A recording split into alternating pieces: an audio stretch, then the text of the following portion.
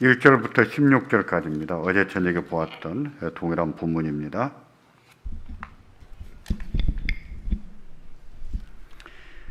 119편을 1절부터 176절까지를 다 보았으면 좋겠어요. 네, 그러기에는 시간이 너무 많이 걸려서 그렇게 하지 않습니다만, 여러분께서는 한번 내일, 모레 또 이번 주 중에 기도하는 동안에 119편을 좀 읽어보시면 좋을 것 같습니다. 보시면은 8절씩 탁탁 끊어지거든요. 그리고 묵상에 대해서 많이 강조하는 것을 어렵지 않게 발견할 수 있습니다. 교독하겠습니다. 1절입니다. 행위 완전하여 여호와의 율법에 행하는 자가 복이 있으며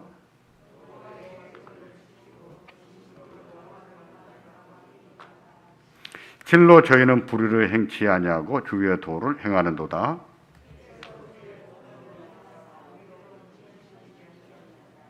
내 길을 굳이 정하사 주의 율례를 지키게 하소서.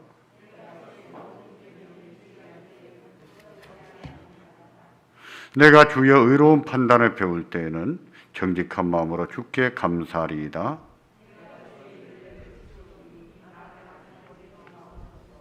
청년이 무엇으로 그의 행실을 깨끗게 하리이까? 주의 말씀을 따라 삼갈 것이니이다.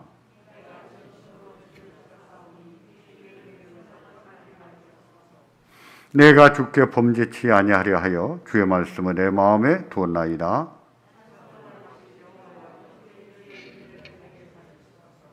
주의 입의 모든 규례를 나의 입술로 선포하였으며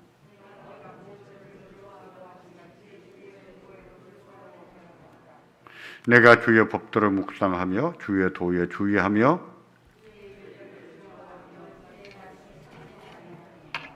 아멘.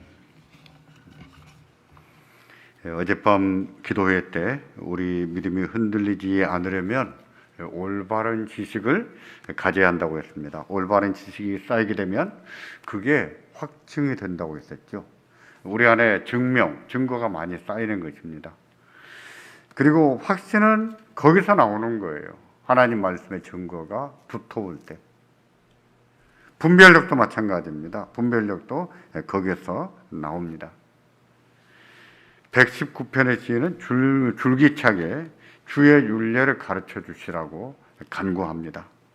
주의 율례를 가르쳐 주십시오 하고 간구하는 것을 보는데 모두 11번 간청했다고 했었죠. 119편 안에는 11번이나 주의 율례를 가르쳐 주십시오. 주의 율례를 가르쳐 주십시오 라고 말한 것을 볼 수가 있어요. 그만큼 119편의 지혜는 주의 율례를 배우고 깨닫고 그 율례를 따라 사는 것을 중요하게 생각했던 것이죠. 또 한편으로 그 가치를 알아봤다 이렇게도 말할 수 있겠죠. 그는 그렇습니다. 그 중요성을 알았고 가치를 알아봤습니다. 때문에 어떤 처지에 있든지 그는 항상 하나님 말씀을 묵상하기를 힘썼습니다.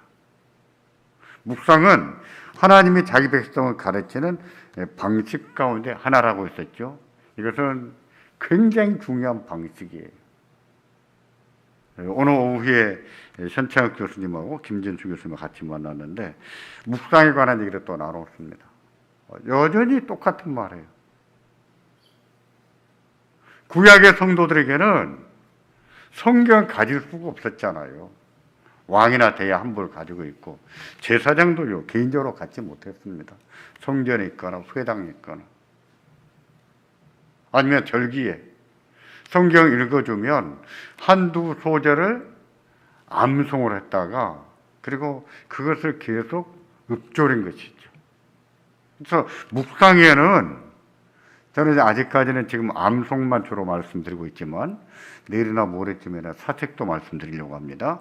묵상에는 암송이 포함이 되고 또 사책이 포함이 돼요. 묵상이라고 하는 것, 이 묵상은 하나님이 자기 백성을 가르치는 아주 중요한 방식이었습니다. 가장 보편적이고 널리 사용했던 방식이에요. 그래서 시편에 보면 경건한 시인들은 하나같이 묵상했다는 말에 잘합니다. 묵상이라는 말을 참 잘 써요. 시편 1편 1절의 시인도 그러지 않았습니까? 복 있는 사람은 오직 여호와의 율법을 즐거워하여 그 율법을 주야로 묵상한다 그러지 않았습니까? 율법을 즐거워하여. 우리는요, 율법이 반갑습니까? 율법이 좋습니까? 율법 그럼 뭔가 부담감을 느끼잖아요. 실은 우리가 율법을 한다면 부담감을 느낄 필요가 없어요. 산상보훈도 마찬가지입니다. 산상보훈을 의미를 안다면 하나님은 사랑을 더 느껴야 되거든요. 근데 산상보훈을 말하면 율법의 짐처럼 느끼는 거예요. 제가 이번에 또 확인했습니다. 뜻밖의 말을 들었어요. 이번에 욥기 설교집을 내면서 다음 편을 원고를 주면 좋겠다 그래서 제가 산상보훈 했으면 좋겠다 했더니 그 대표가 하는 말이 이거예요. 산상보훈은 한국 교인들에게 접근성이 너무 높습니다. 문턱이 너무 높습니다. 그만큼 산상보훈을 부담스럽게만 느낀다는 뜻이에요. 한국교회 교인들이 산상보훈도 하나의 율법으로 생각해서 사랑을 못 느끼고 하나님의 사랑을 못 느끼고 오히려 율법의 짐처럼 무거운 짐처럼 생각한다는 거예요. 그건 율법에 대한 오해입니다. 시편 1편의 시인은 어떻게 말했습니까? 여호와의 율법을 즐거워하여 그 율법을 주야로 묵상한다 그랬잖아요. 율법을 즐거워한다 그랬습니다. 근데 복음 아래에 있는 우리가 율법을 짐으로 생각합니까? 율법이 뭔지 모르는 거예요. 119편의 지인도를 했습니다. 묵상하기를 좋아했는데 119편에만 8번이나 묵상합니다 라고 말을 했습니다. 148절에 보시면은 주의 말씀을 묵상하려고 새벽에 일어났다고 했어요. 주의 말씀을 묵상하려고 내 눈이 야경이 깊기 전에 깨었나이다 그랬습니다. 야경이 깊다고 해서 밤이 깊었다는 얘기가 아니라 새벽이 다 됐다 그런 뜻이에요. 밤이 깊고 깊어지면 새벽이 오잖아요. 그 말입니다. 야경이 깊다는 말은 새벽이 다 됐다는 뜻인데 시인은요 말씀을 묵상하려고 날이 밝기 전에 일어났다는 뜻이에요. 날이 밝기 전에. 날이 밝기 전에 일어난다는 것 그 자체가요 보통 부지런한 일이 아닙니다. 도시에 사는 사람들은요 잘 몰라요. 농사 짓는 분들이 몇 시에 일어날까요? 해 뜨기 전에 일어납니다. 농사 짓는 분들은 해 뜨기 전에 벌써 봤어요. 한번 나갔다 와서 아침 됐어요. 그렇죠, 장로님? 네, 그렇습니다. 근데 이 시인은 해가 뜨기 전에 말씀을 묵상하려고 일어났다는 거예요. 얼마나 말씀을 사모했는지 엿볼 수가 있잖아요. 97절에 보시면 또 이처럼 말합니다. 내가 주의 법을 어찌 그리 사랑하는지요. 내가 그것을 종일 묵상하나이다. 하나님 말씀을 얼마나 사랑하는지 그는 돈보다 더 사랑합니다. 이렇게 말해요. 119편을 보세요. 우리가 방금도 읽지 않았습니까? 돈보다도 하나님 말씀을 더 사랑합니다. 더 좋아합니다. 이렇게 고백했어요. 하나님 말씀을 얼마나 사랑하는지 내가 그것을 종일 묵상합니다. 이랬어요. 새벽에도 저녁에도 뭐 낮에도 말할 것도 없죠. 항상 하나님 말씀을 읊조리고 산 것이죠. 읊조려. 심지어 말입니다. 원수들이 회방하고 멸시할 때도 그 회방과 멸시의 말을 듣는 가운데서도 하나님 말씀을 묵상하면서 부를 수 있습니다. 같이 보실까요? 23절인데 23절 다 같이 보겠습니다. 방백들도 앉아 나를 회방하여 싸우나 주의 종은 주의 율례를 묵상하였나이다. 119편 23절 앞부분에 보면은요, 악한 자들이 119편의 시인을 회방하고 멸시하고 있었어요. 이미 사람들이 시인을 회방하고 멸시하고 있는데, 그런 말이 들리면 방백들이 해야 될 일이 뭘까요? 그러지 마세요. 그렇게 말하면 안 됩니다. 그렇게 말하지 않도록 중지를 지켰어야 했습니다. 이게 방백이 할 일이거든요. 그랬어야 될 그들이 모여 앉아서 오히려 시인을 회방하고 멸시했다고 했습니다. 그러니 시인은요, 2중을 3중으로 이 가슴 아픈 말을 듣고 있었던 것이죠. 사람들이 하는 말이 들려옵니다. 근데 그런 말을 다 중지시켜야 될 이 방백들마저도 모여 앉아서 오히려 거기에 한술 더 떠서 회방하는 말과 멸시하는 말을 합니다. 근데 그 말이 다 들려요. 얼마나 우울하겠습니까? 얼마나 화가 나겠어요?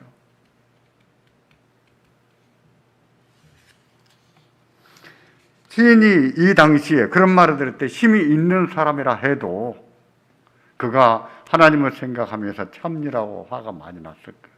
많이 힘들었을 거예요.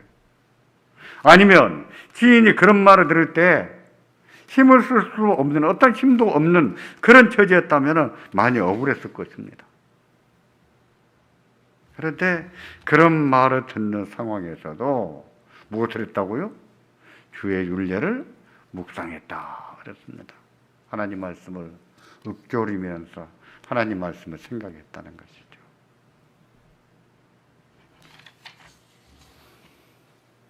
이런 모습은요, 대단히 경건한 모습이지요. 어떤 처지에 있든지 하나님을 신뢰하고 하나님을 의지할 줄 아는 태도이지요. 그런 태도는 믿음의 태도입니다. 우리가 배워야 되고 우리가 갖춰야 될 믿음의 태도입니다. 경건한 태도예요.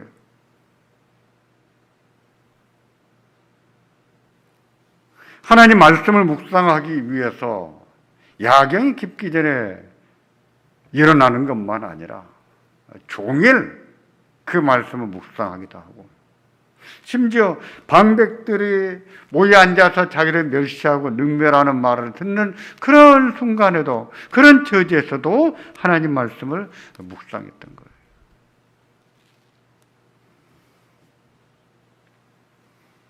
우리가 배워야 될 모습이 아닐까요? 그렇죠. 배워야 되지요. 저는 우리 교회에도 그렇게 하나님 말씀을 사랑하고 사모하고 묵상하는 분들이 많이 있다는 걸 압니다. 정말 그런 분들이 계세요. 저도 보람을 느낍니다. 참 우리 성도님들 존경스럽다. 우리 교인들 정말 존경스럽다. 그런 생각을 많이 합니다. 작년, 금년에 유난히 더 그런 생각이 많이 들어요. 우리 교회 성도들이 정말 존경스럽다. 하나님이 이렇게 은혜를 주셨구나. 이렇게 물을 주시고 태양을 주시고 이렇게 자라게 하셨구나 하는 것을 참 많이 생각하게 됩니다. 성경 문자를 2년 동안 보내지 않았습니까? 빠질 때도 있었겠지만 2년 동안 꾸준히 보고 읽는 분들이 계신 것을 잘 알아요.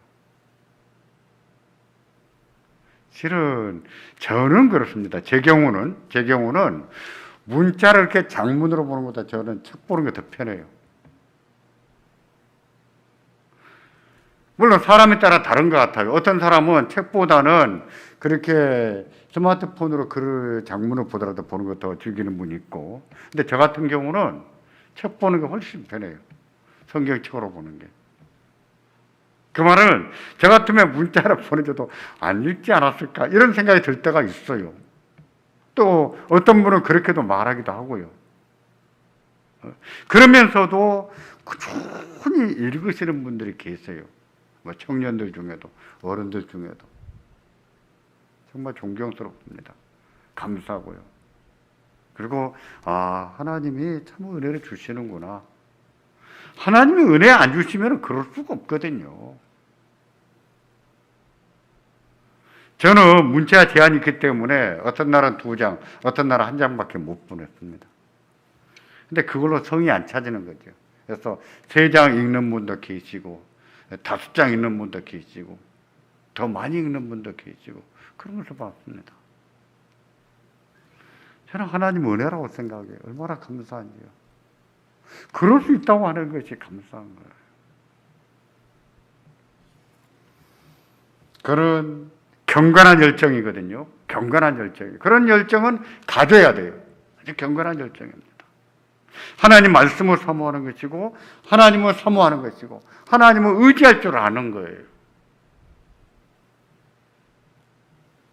게다가 묵상까지 해보세요. 묵상. 몇 절은 암송을 해서 읊조리면서 기도할 때든지 길을 갈 때든지 버스를 타고 갈 때든지 하나님 말씀을 조그맣게 읊조리면서 묵상을 해보세요. 얼마나 좋겠습니까? 그러면 시인들은 왜 그렇게 묵상하려고 애를 썼을까요? 물론 성경이 없었으니까. 근데 그게 아니라 하나님 말씀을 묵상하면 뭐가 달랐기 때문에 묵상을 했을까? 그랬을까요? 달랐던 것이지요. 다시 말해서 묵상할 때 주시는 은혜가 있다는 것을 알았던 것이죠. 하나님 말씀을 묵상할 때 주시는 힘이 있고 위로가 있고 은혜가 있거든요. 하나님 말씀을 묵상할 때 죄를 이길 수 있고 시험도 이길 수 있거든요. 마음에 유혹이 왔을 때, 죄를 짓게 될 처지에 있었을 때 하나님 말씀을 읊조려 보세요. 읊조리면 하나님 말씀을 읊조리면서까지 죄를 지을까요? 그러지 못하지요. 시인은 그랬던 거예요. 죄를 짓지 않으려고 내가 말씀을 묵상했습니다. 이렇게 말하거든요. 그 어떤 순간에 죄를 짓지 않으려고 주의 말씀을 묵상했습니다. 다시 말하면 지금 이런 처지에서는 딱 죄를 짓기 알맞아. 죄를 지을 수밖에 없어요. 그런데 그런 순간에 죄를 짓지 않으려고 하나님 말씀을 떠올리면서 읊조리면서 하나님 말씀을 생각했다는 것이죠. 그렇게 죄를 이겨나갔습니다. 그런 사실을 알았기 때문에 9절에 보시면 이처럼 말합니다. 9절 다 같이 보겠습니다. 청년이 무엇으로 그 행실을 깨끗게 하리까? 주의 말씀을 따라 삼갈 것이니이다. 죄에서 자신을 깨끗이 할 수 있는 방법은 의지도 아니고 노력도 아닙니다. 오로지 하나님 말씀으로만 할 수 있는 거예요. 사람을 거룩하게 하는 것은 기도와 말씀을 통해서예요. 하나님은 기도와 말씀을 통해서 우리들을 거룩하게 만드시거든요. 119편의 지혜는 그걸 알았습니다. 어떻게 해야 죄를 짓지 않으면서 자기를 깨끗하게 할 수 있을까? 어떻게 했다고요? 하나님 말씀을 따라 삼가했다. 그랬어요. 다른 때 같은 순간에 죄를 짓지 않으려고 뭐를 떠올렸어요? 말씀을 떠올리고 뭐 했습니까? 묵상, 읊조리면서 그 말씀을 생각했다는 거죠. 그렇게 함으로 주의 말씀을 따라 조심하고 살았다는 것이죠. 보세요. 말씀에는 죄를 이기고 시험을 이기고 유혹을 이기게 하는 능력이 있거든요. 은혜가 있거든요.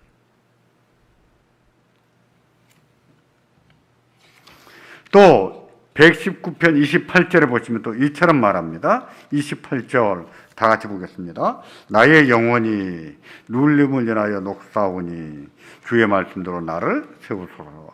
아멘.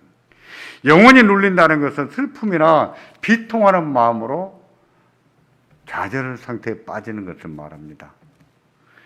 영혼이 눌린다 이 말이 영혼이 우리가 슬픔과 비통스러운 마음으로 된다 그런 뜻이에요. 얼마나 속이 상한지 얼마나 슬픈지 얼마나 비통스러운지 낙심이 된다. 근데 그 마음이 그렇게 녹아내리기 때문에 그런 처지에서 하나님 앞에 간청합니다. 하나님 말씀대로 나를 세워주십시오. 나를 세워주십시오.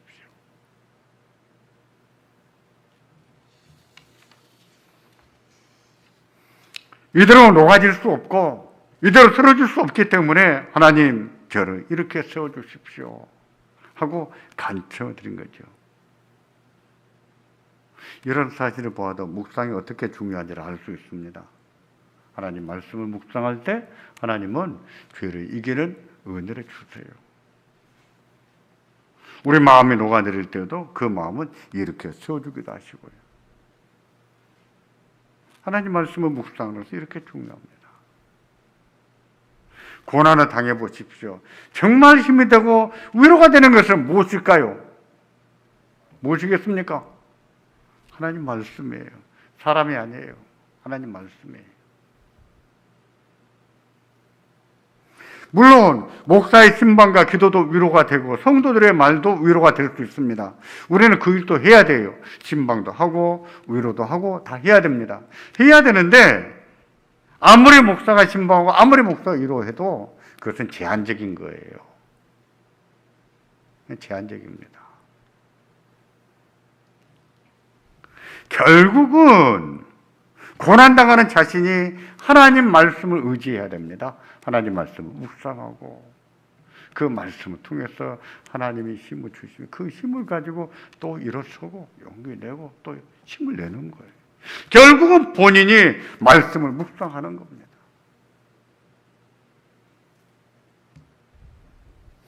정말 고난 당해 보십시오. 하나님 말씀밖에 없습니다. 하나님 말씀밖에 없어요.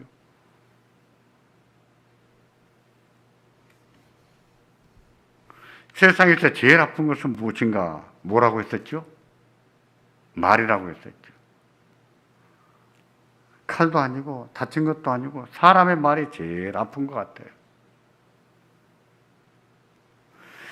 세상에서 제일 무서운 것은 뭔가? 뭘까요? 귀신도 아니고 짐승도 아니고 사람이 무섭죠. 사람이. 그렇게 무서운 사람들에게 뼈아픈 말을 들으면 그 아픔은 또 얼마나 더 아픈지요. 정말 뼈가 녹는 것 같은 아픔과 고통이 찾아오지요. 시인이 그랬습니다. 그런 아픔을 겪었어요. 그래서 사람을 의지하지 않고 그는 하나님을 의지했습니다. 하나님 말씀을 묵상함으로 하나님을 의지해요.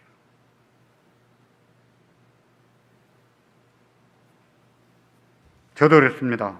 한때 얼마나 힘든지 정말 내가 헤쳐나갈 수 있겠나 싶은 때가 있었습니다. 전체로 헤쳐나가는 길도 안 보이고 앞날이 어떻게 될지 캄캄해 보일 때가 있었어요. 그냥 틈만 남은 그런 부정적인 생각들이 막 떠오르는 거예요. 물론 그때 기도를 많이 했습니다. 새벽에 5시에 일어나서 2시간씩 기도하고요. 얼마나 기도 힘쓰는지 몰라요. 근데 그것만 가지고 부족해요.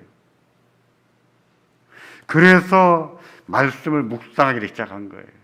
성경을 읽다가 중요한 말씀들을 이렇게 A4 용지에 적어서 벽에도 붙이고 집사람 경대에도 붙이고 천장에도 붙이고 누워도 보이고 돌아 누워도 보이고 일어서도 보이도록 천장에도 붙이고 벽에도 붙이고 경대도 붙였던 그런 게 있습니다. 그때 써붙인 말씀 중에 하나가 시편 18편 1절입니다. 나의 힘이 되신 여호와여 내가 주를 사랑하나이다.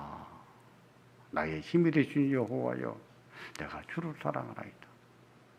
이 말은 왜 써붙였냐면 하나님 저에게 힘 좀 주세요. 그 뜻으로 써붙인 거예요. 나의 힘이 되신 여호와여 내가 주를 사랑합니다.